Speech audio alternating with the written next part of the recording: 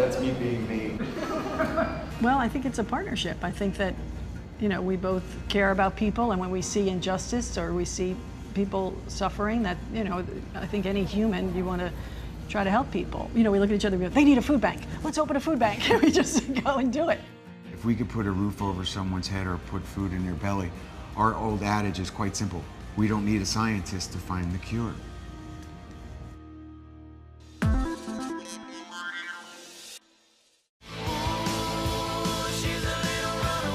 Bon Jovi burst onto the music scene back in 1983 with their breakout hit, Runaway.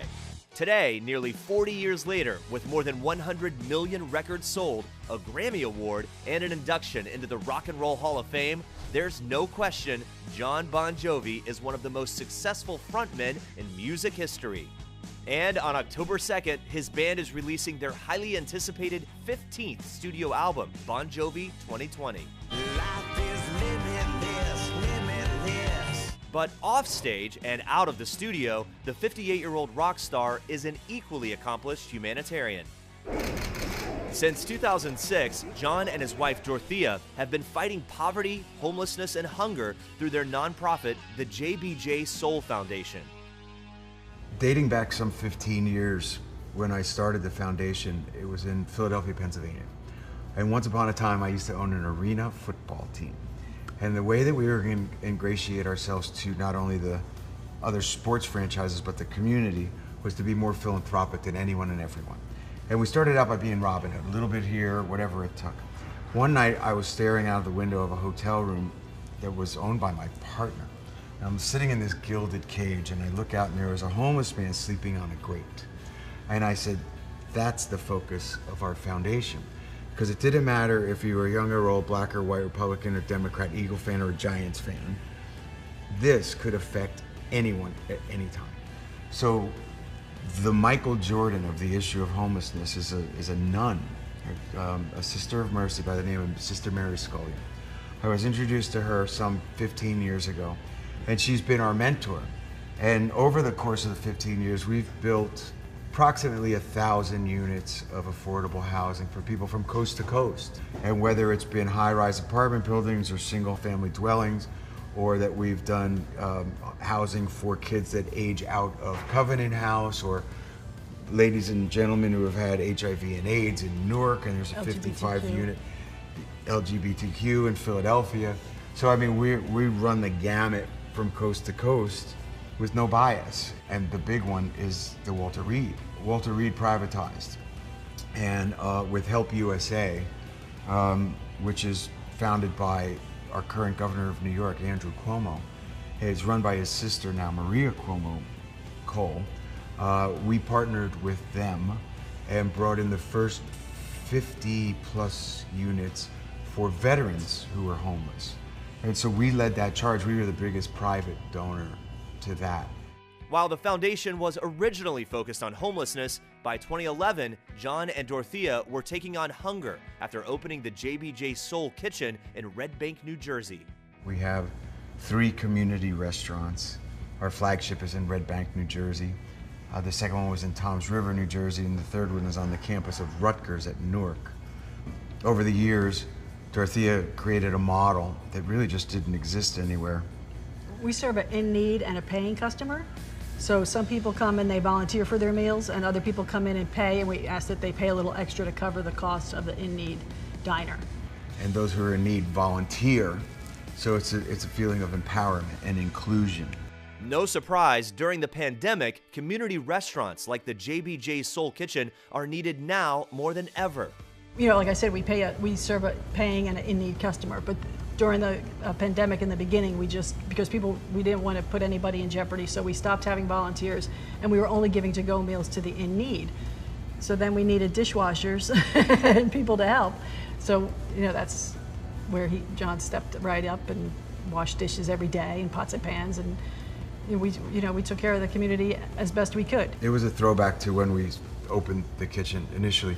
I always enjoyed washing the dishes because I could be in the back and out of the way of anybody who was there for maybe not all the right reasons, for celebrity sightings. But what it did was take away a volunteer position, and we were a very small restaurant to begin with. So those are volunteer positions. That's how you earn your meal. You wash a dish, or you bus a table, or you work in our gardens. So after a while, I was no longer able to do that. In the pandemic, of course, I was there doing it, and unbeknownst to me, Dorothea took a picture. And the purpose of the picture to post was that we were going to put a caption to tell those who were especially in need, we're still here for you. As a songwriter, it just came to me, if you can't do what you do what you can. And I walked away, and that's what we posted. The next day I thought, all right, that's a song title. So I wrote the song. When you can't do what you do. That song and another one, you know, were added to the record. You do what you can. In May, John and Dorothea expanded their operation once again, this time opening a brand new food bank in Long Island.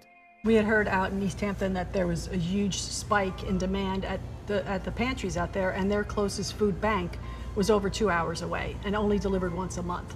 So we spoke with some of the pantries and realized very quickly that what they needed was a food bank. So we reached out to some friends. Very quickly, within a 3-week span, we had our first delivery to the pantries, and we've delivered, I don't know how many, tens of thousands of meals to 7 different pantries on the East End, from Montauk to Southampton. And most people would think, oh, there's no need out there, but it is, it's all that service provider, the services that, support the restaurants, the housekeepers, all those kind of people that were just out of work for months and months. And the season is very short out there for them to work, so they were hit really hard. While we were transitioning into the food bank, which was, an impossible task. It was a 5,000 square foot space. We brought the food in from 3 different providers, wholesalers. We paid for everything, but brought it in from New Jersey. And there we were, schlepping boxes 3 days a week. And it was hard work. This was not like take a can of soup and put it in a shopping bag. This was taking the pallets off the trucks. I can now operate an electric pallet. Yes, she can. Yep. I can work the jack. He's good at the hand jack. Excellent at the hand jack and loading and unloading trucks. It's hard work, but we pulled it off. It's sort of a miracle that what we did, because we shouldn't have been able to do it, and to spot the need, and to spot the pantries in need, and to make sure that it was there weekly, in a pandemic. But never once did we let anyone down, and we're both very, very proud of that.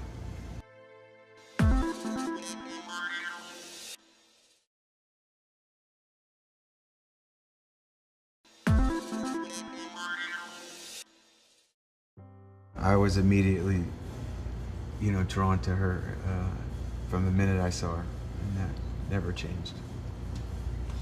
40 years ago. He's cute. I'm shallow, I'll admit it. 4 decades after first meeting in high school, John and Dorothea remain a model couple, happily married for 31 years with 4 beautiful, talented children. We work hard at it, but we enjoy each other, and we never fell for the trappings of what celebrity can do, and we've witnessed that over the years to people that were close to us and people that we knew from afar. And it's just what I do. It's not who I am. I write songs. I happen to be very good at performing them. But I think most marriages, it's like, I don't know what the statistics are now, but so many of our friends who aren't celebrities or just normal people, you're just trying to get through your life, and I think if you can grow together and have the same kind of values and, and respect for each other, then I think that you can certainly survive it. But I think if people don't, respect each other, or they grow apart, it happens.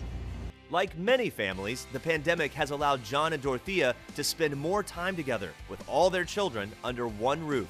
Much less travel, no touring, no records. Kids were all home for a long period of time. So all of those things. A lot of baking, a lot of cooking, and a lot of friendship bracelets were made. And for about a month, our whole family was intact.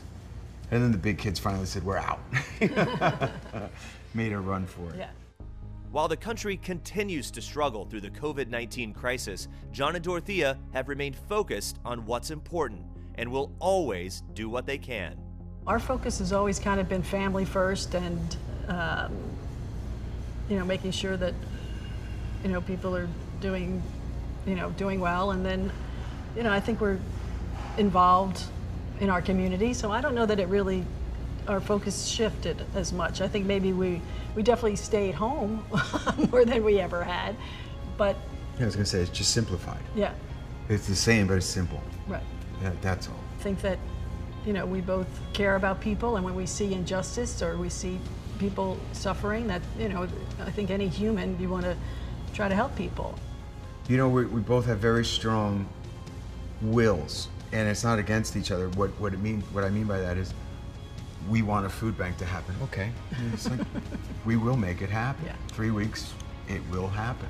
When it's pure and there's no ulterior motive, we just gave the money and did it. Schlepped the boxes for 4+ months now. Things work out.